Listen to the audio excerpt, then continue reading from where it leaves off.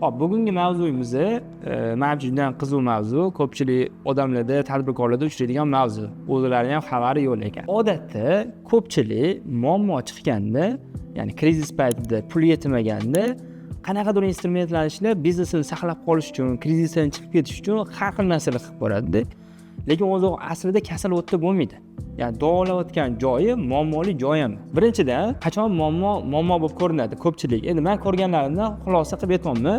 Ya'ni subyektivniy мнение bo'lishi mumkin albatta. Xo'p, tadbirkor ko'pincha puli kamayib qolsa, pul yetmasa xarajatlariga yoki aytaylik, o'tgan yili xuddi shu оборотni divizion o'tdi, bu yil xuddi shu оборот, xuddi shu xarajat, savdo ham xuddi shu, lekin nimagadir pul ola olmayapti. Mana shunaqa holatlarda tadbirkor o'ylaydiki, biznes egasi o'ylaydiki, menda muammo bor qanaqadir, buni yechish kerak, to'g'irlash kerak deb o'ylaydi. Xo'p, даже kerak bo'lsa, shaxsiy moliyada ham xuddi shunaqa. Agarda siz rasxodlaringizni yopa olmasangiz, odam bizni tipirchilab qolamiz.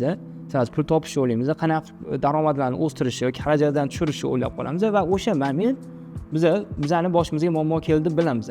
Endi tasavvur qiling, puldan muammosi yo'q odamlarda muammolar bormi?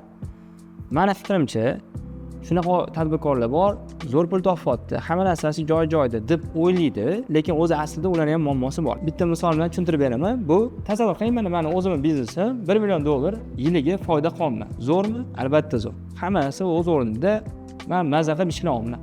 Lekin aytaylik, men ko'chadan qaydir ekspertni yolladim, moliyachimi, marketolog yoki bir HR yoki tizimlashtiruvchi odam.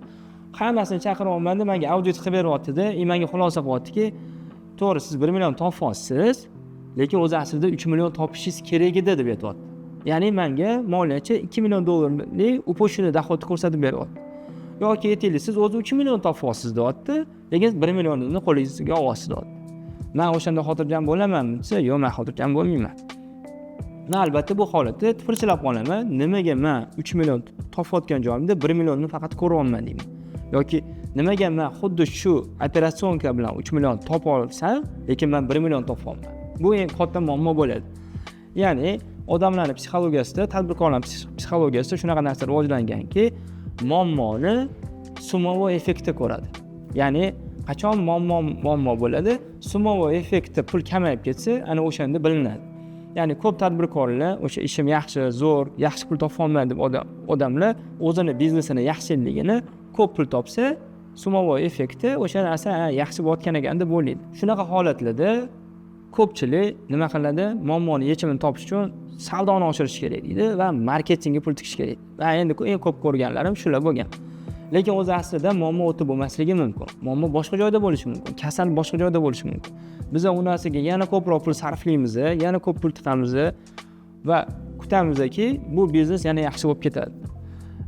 Bitta voqea, mana Ikkinchi jahon urushida shunaqa holat bo'lgan.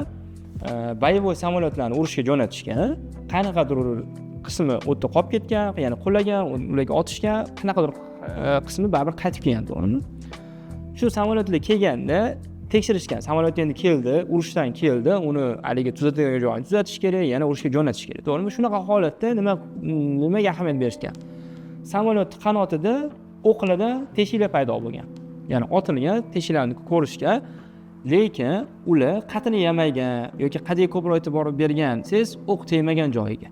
O'q tegmagan joyini yana ham puxtaroq qilgan. Yo'q, aytaylik, bronirованный joylarni yana bronini kuchaytirgan. Nima sababdan unaqa? Logически biz o'ylab ko'raylik.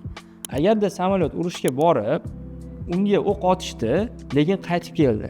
Значит, o'q tegan joylari bu жизненно важный joylar emas. Ya'ni agar u qulaganda u juda ham kerakli nuqtaga tegan hisoblanadi.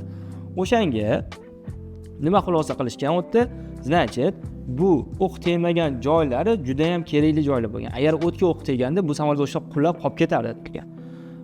Biznesda xuddi shunaqa. Biz o'ylaymizki, mana bu yerda muammo deb o'ylaymiz, ya'ni teshiklarni, qanaqadir teshiklarni o'zimiz o'ylaymiz, mana shu yerda bor, mana shu yerda muammolar bor deymiz, yopishga harakat qilamiz, nimadir to'g'irlashni boshlaymiz, lekin o'zi aslida muammo boshqa joyda bo'lishi mumkin. Biz muammoni boshqa joydan ko'rmaymiz. Xo'p, bunaqa holatlarda nima qilish kerak? O'zi aslida bunaqa holatga yetib kelish kerak emas. Bunaqa holatni kutish kerak emas. Nima qilish kerak? Oldindan analizga qilish kerak. Analiz bu biznesni holatini doimo ko'rsatib turadigan narsa. o'tgan videolarimizda aytganimdek, eng oddiy vertikal va gorizontal analiz shu holatga sizni olib kelmaydi.